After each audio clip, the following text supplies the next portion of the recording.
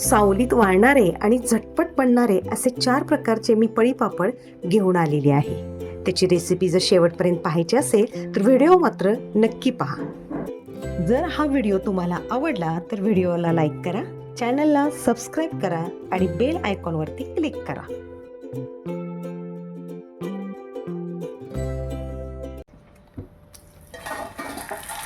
अशा पद्धतीने हा तांदळाचा पापड आपला फुललेला आहे।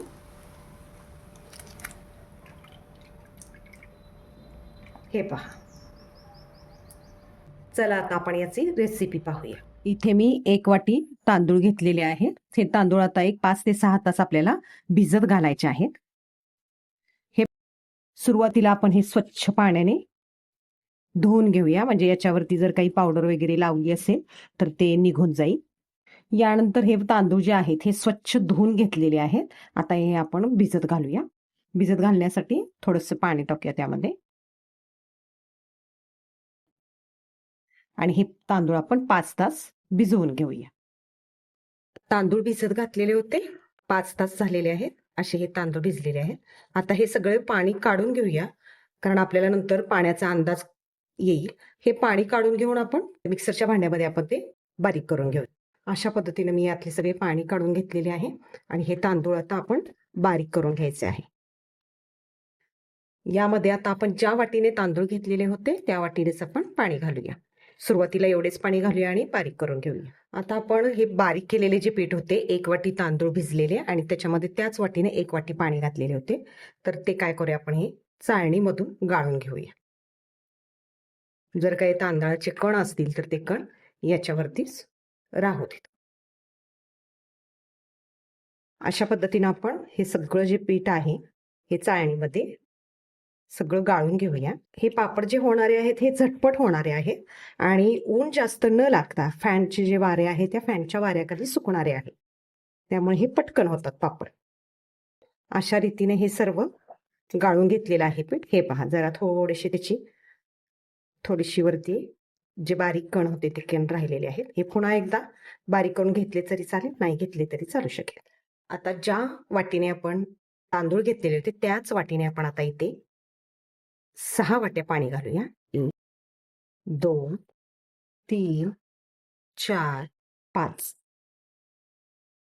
आणि पूर्वी घेतलेली 1 वाटी तांदूळ बारीक करत असताना आपण 1 वाटी पाणी घातलेले, असे सगळे मिळून 6 वाटी पाणी झालेले आहे। हे सर्व व्यवस्थित आपण काय करूया, मिक्स करून घेऊया आणि नंतर गॅसवरती आपण ते शिजण्यासाठी ठेवूया। अशा रीतीने आता हे पापड जे करण्यासाठी आपण पीठ घेतलेलं आहे ते न थांबता असे हलवायचे आहे, की जेणेकरून खाली त्या पिठामध्ये गिठळ्या होऊ नयेत म्हणून। आता मी गॅस मोठाच केलेला आहे। उकळी आल्यानंतर गॅसची आच जी आहे ती मंद करायची आहे। मंद गॅसच्या आचेवरती हे पीठ शिजवून घ्यायचे आहे। अशा रीतीने उकळी आलेली आहे आणि पिठाला घट्टपणा येत आहे। आता गॅस आपण थोडासा मंद आचेवरती ठेवूया, नाहीतर पीठ खाली कढईच्या तळाला लागू शकते। आता हे मंद आचेवरती पीठ ठेवूया। आता हे पीठ जे आहे ते आता घट्ट वाटत आहे। आता आणखीन 2 गरम पाणी जे आहे ते 2 वाटी आपण पाणी यामध्ये घालूया। म्हणजे पूर्वी आपण 6 वाट्या घातलेले होते, आता हे 2 वाट्या म्हणजे आता हे 8 वाट्या पाणी होईल। आणि हे सगळं व्यवस्थितरित्या मिक्स करून घेऊया। हे अशाच पद्धतीनं हलवून घ्यायचे आहे, शिजवून घ्यायचे आहे। आता यामध्ये आपण अर्धा चमचा मीठ टाकूया।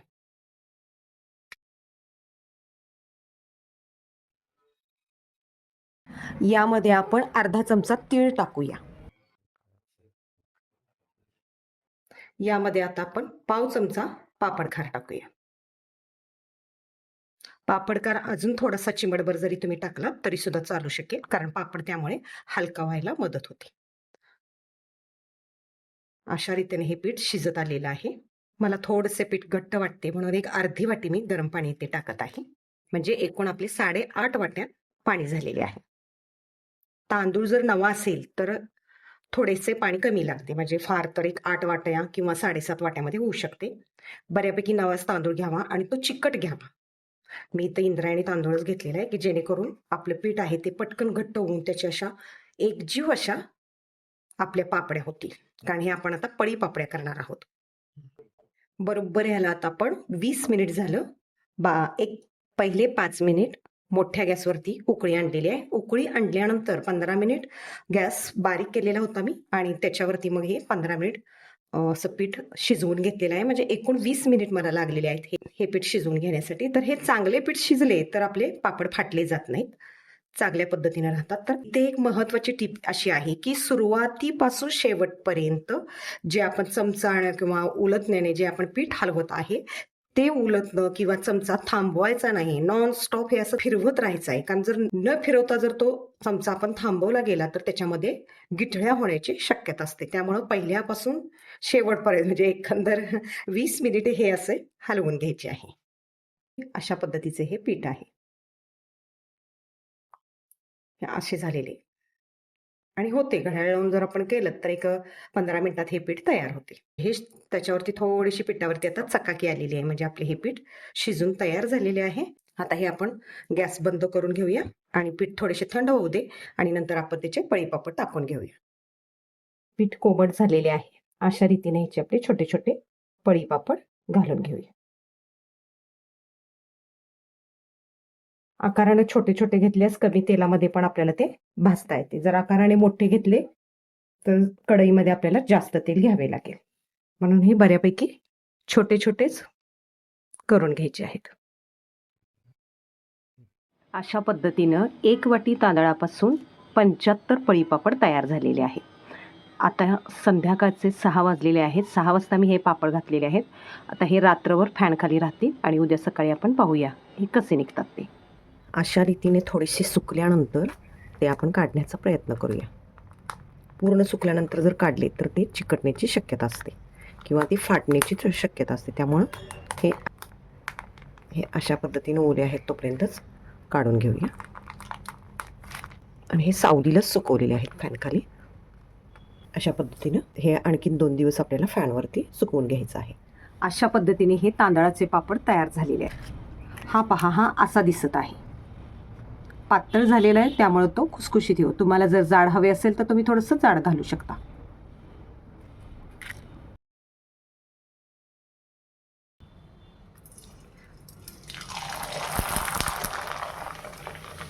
बघा बघू किती छान असा पोह्याचा पापड फुललेला आहे. अगदी खुसखुशीत होतात हे पापड. चला आता आपण याची रेसिपी पाहूया. इथे 1 वाटी पोहे घेतलेले आहेत, ते स्वच्छ केलेले आहेत, चाळून पाकडून घेतलेले आहेत. आता ते थोडेसे आपण भाजून घेऊया. बारीकच गॅस असू दे.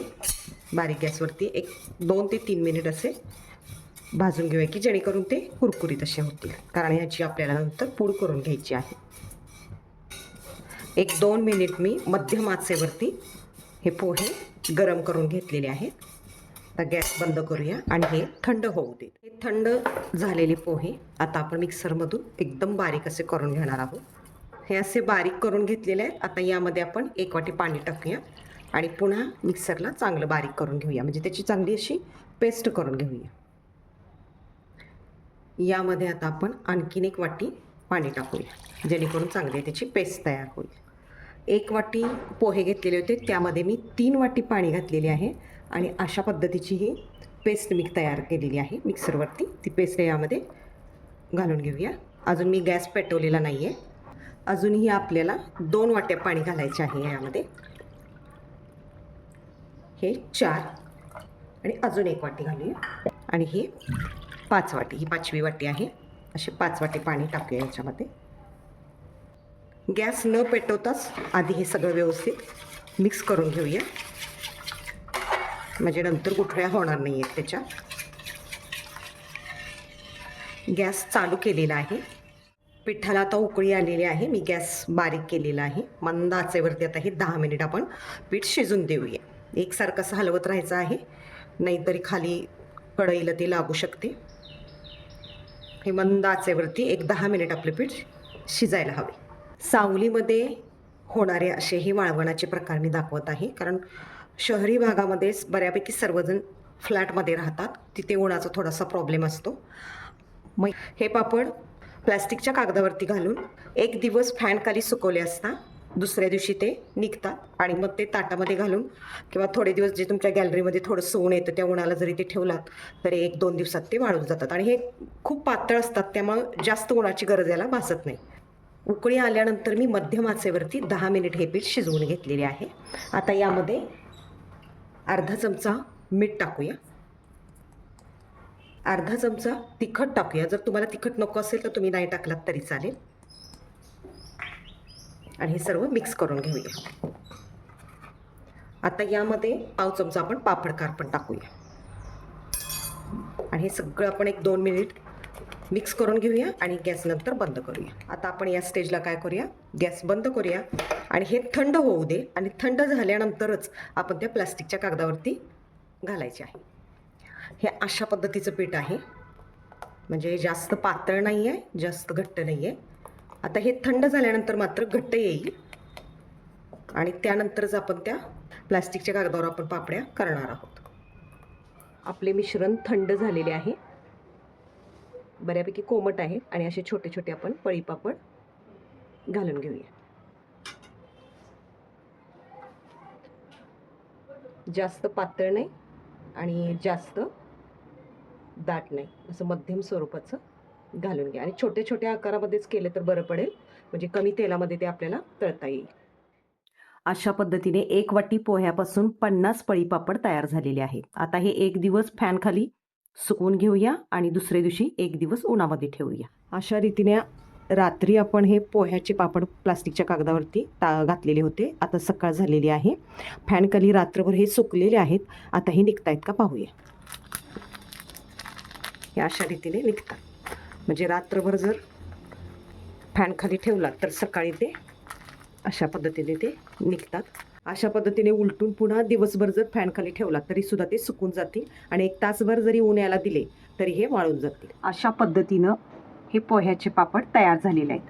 हा सुद्धा खूप पातळ असा झालेला आहे आणि तेलात टाकल्या टाकल्या लगेच फुलतो आहे, त्यामुळे मिश्रण थोडेसे जाडसरच टाकावे.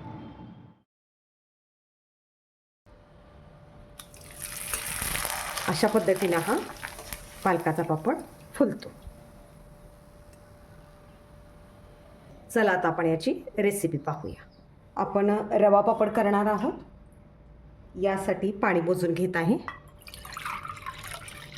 1 2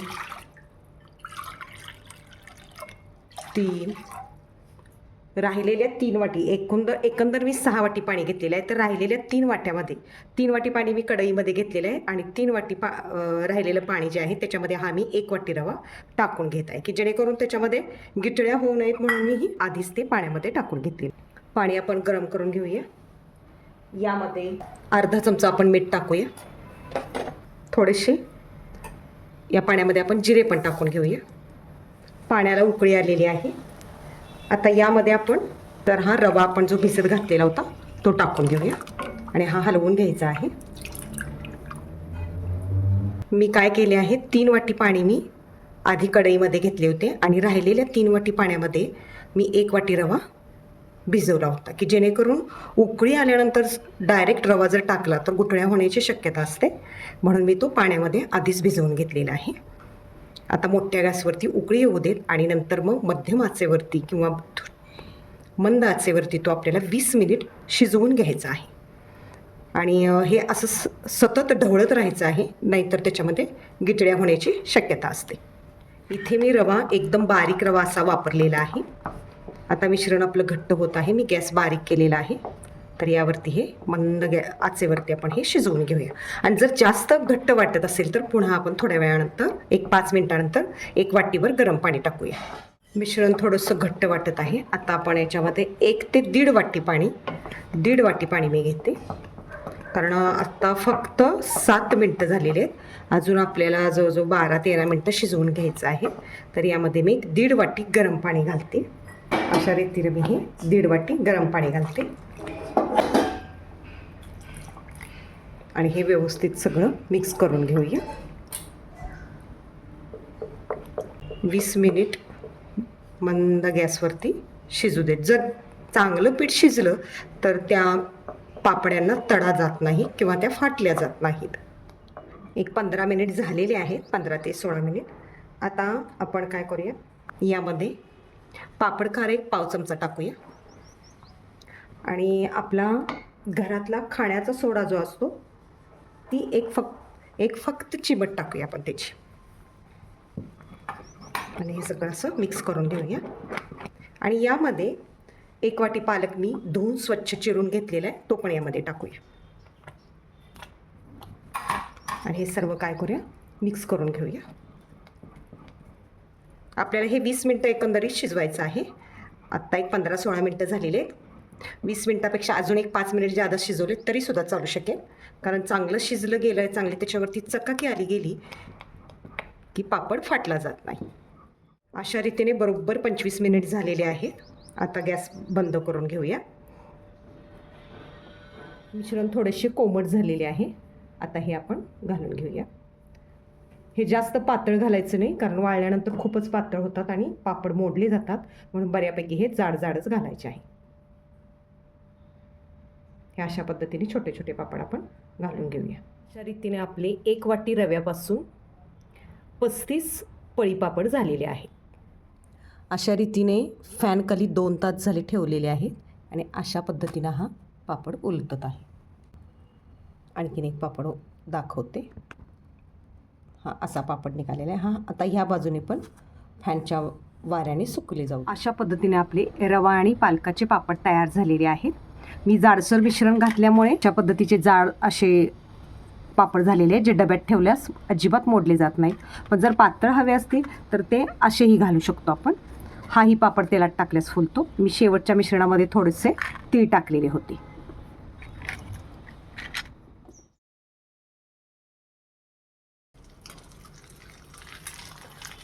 बघा कशा छान पद्धतीनं हा नाचणीचा पापड फुललेला आहे. चला आता आपण याची रेसिपी पाहूया. आपण नाचणीचे पळी पापड करणार आहोत. त्यासाठी मी ह्या वाटीचं प्रमाण घेतलेलं आहे. आता यामध्ये मी 2 वाट्या प्रथम पाणी घालते. हे 2 वाट्या पाणी घातलेलं आहे. यामध्ये त्याच वाटीने 1 वाटी मी नाचणीचं पीठ घेतलेलं आहे. आता हे नाचणीचं पीठ म्हणजे नाचणी दुकानातून आणून ती स्वच्छ निवडून रात्रभर पाण्यामध्ये भिजत घातलेली होती आणि सकाळी ती फॅनखाली सुकवलेली आहे आणि दळून आणलेली आहे. आणि हे पीठ व्यवस्थितरित्या चाळून घेतलेलं आहे मैद्याच्या चाळणीनं. आणि ते असं पद्धतीने जे पीठ तयार केले हे पीठ आपण यामध्ये टाकून घेऊया. गॅस मी चालू केलेला नाही आहे, तो अजून बंदच आहे. आणि हे जे पाणी घेतलेलं आहे ते थंड पाणी आहे. आणि अशा रीतीने ते सर्व पीठ काय होईल सगळं मिक्स करून घेऊया. हे अशा पद्धतीनं गुठळ्या न होऊ देता हे पीठ आधी आपण मिक्स करून घेऊया. या पिठामध्ये एकूण 6 वाटी पाणी घालायचे आहे. आपण 2 वाट्या घातलेल्या आहेत. आता ही 3री वाटी, 3, 4, 5 आणि हे 6 असे 6 वाट्या पाणी घेतलेलं आहे. आता आपण चालू करूया.